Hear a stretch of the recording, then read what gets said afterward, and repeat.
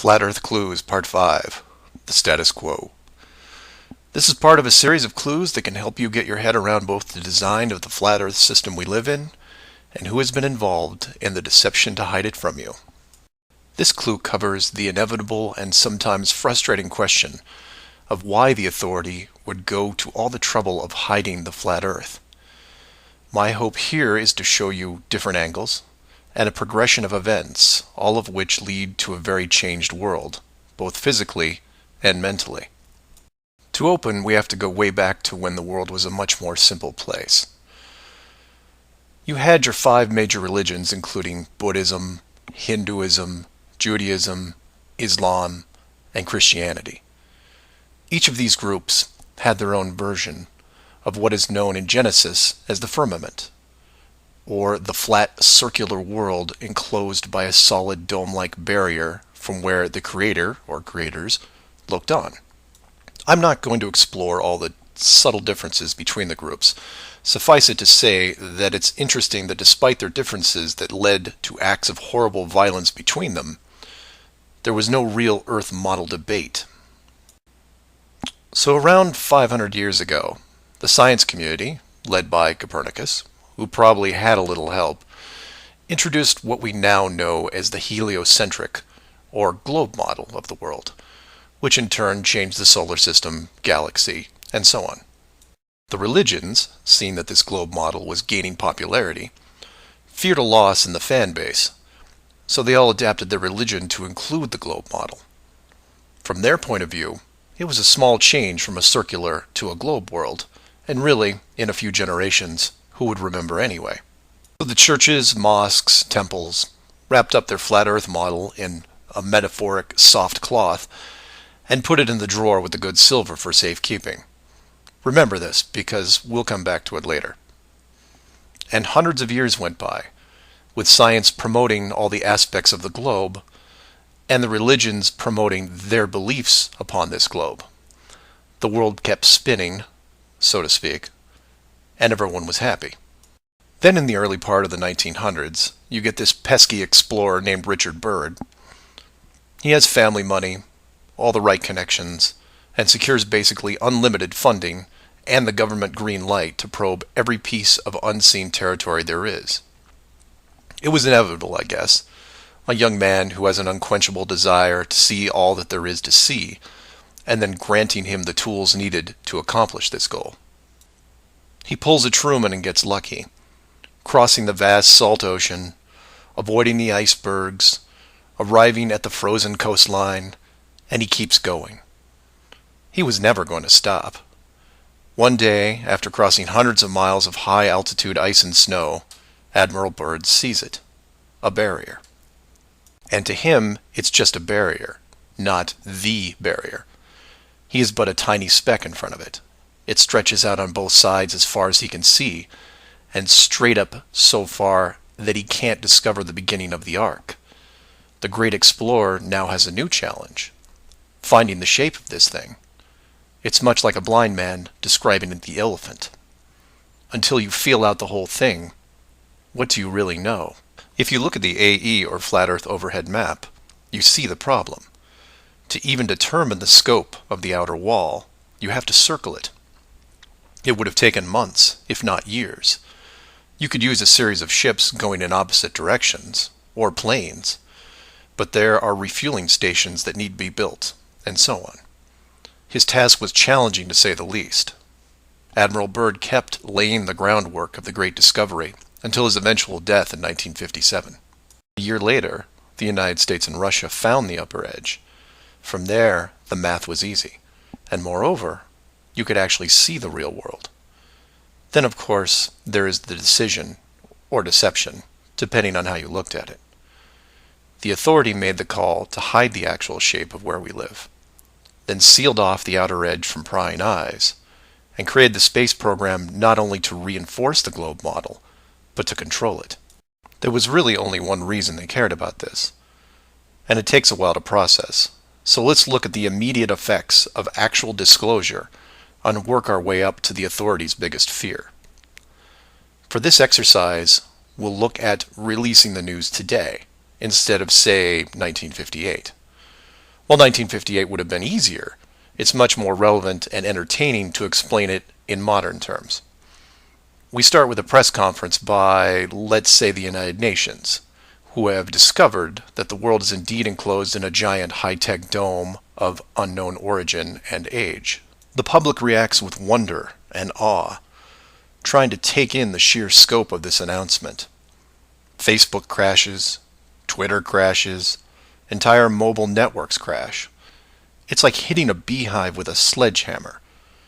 News organizations around the world send teams to the outer edge to confirm the finding, and the general public is glued to their media devices.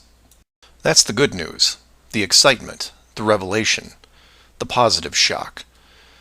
Then the bad news starts coming in waves, some of which you might not expect. The first is the immediate disbanding of NASA and all other world space programs, for obvious reasons. Most governments will secretly pardon these groups and keep them immune from class action lawsuits, the lawsuits themselves coming from NASA investment groups, claiming fraud. Regardless, everyone at NASA, despite their good intentions, is out of a job overnight. And this is where you would say, good, they deserve it. About time they stopped lying to everyone. Oh, but it doesn't stop there, because every contractor and subcontractor that are exclusively tied to NASA, they have to shut down as well. Fine, a few thousand jobs lost, no big deal. And the ripples continue to spread, some bigger than others. Observatories all over the world closed their doors, and the reasoning is this. If you've been looking at the ceiling for decades and couldn't tell it was a ceiling, then what good are you?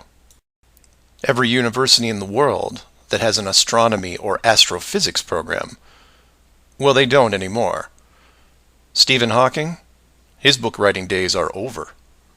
Carl Sagan, no more Nova in syndication, I guarantee it.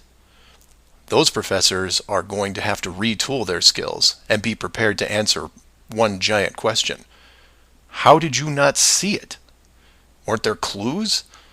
People start finger pointing, and it will continue for years. And still my fellow flat earthers will say, well, hell, that doesn't sound too bad. So some nerds around the world lose their jobs. So what? You don't get off that easy, is what. The finger pointing at the now defunct NASA will then turn to finger pointing at the government, who directed the whole thing. This is where we run into some dangerous ground, involving things like the Ark of the Covenant, the Holy Grail, and the Ring of Power. And you say, you lost me. I was with you until you started bringing up religious artifacts from movies. And you're supposed to be lost. Of the 5 major religions we mentioned earlier, those being Buddhism, Hinduism, Judaism, Islam, and Christianity, none have been able to produce a supernatural object over the last 5,000 years. And trust me, it would be beneficial to do so. The Ark of the Covenant would benefit Judaism, the Holy Grail Christianity, and the Ring of Power, well, that benefits someone else. Maybe I'll leave alone for now. The point is that all religions are actively seeking their leverage against science. You've heard of the division between church and state. Well, here it is. Advantage church. The barrier becomes a giant religious symbol, and since it is backed by the Big Five, it also becomes universal. The Big Five then go into their drawer with the good silver and pull out this belief that was forgotten but not lost, and say, we knew it all along, and science lied to us. Temporarily, all religions unite against science, who has been only moderately weakened by the removal of their astronomy and astrophysics divisions. But the public won't care, because they will listen to the group shouting the loudest, and no one yells louder than the church. They will scream with righteous fury that the dome was built by our God, your God, and the people will turn to science and hear nothing but crickets.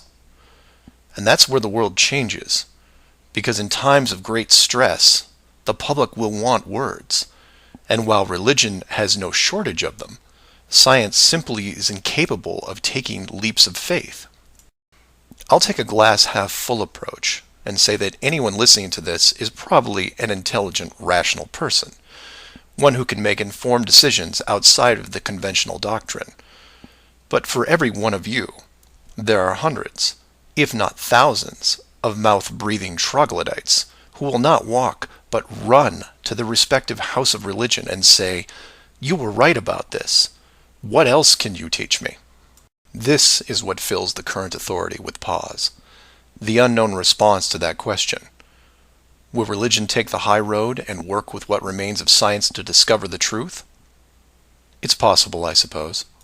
It's also possible that religion will combine this technologically advanced society with a revitalized and aggressive doctrine that then transforms daily life into something that makes the book 1984 seem like a Saturday morning cartoon show. I'm hoping that mankind will prove me wrong, but so far, that isn't the case. So do some of your own research and ask questions. Please feel free to email me at msargent23@comcast.net or 303-494-6631.